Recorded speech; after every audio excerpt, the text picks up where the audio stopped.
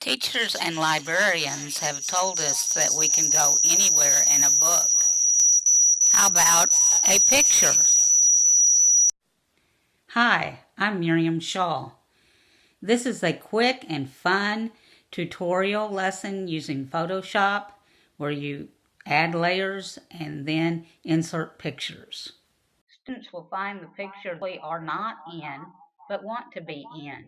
Students will open up the picture that they want to put in the picture.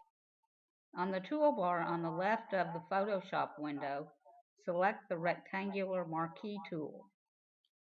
Go back to your original Photoshop file and add a new layer, then go up to the menu bar, select Edit, then Paste.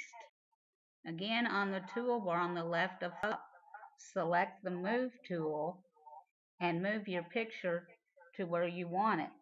You can also rotate it.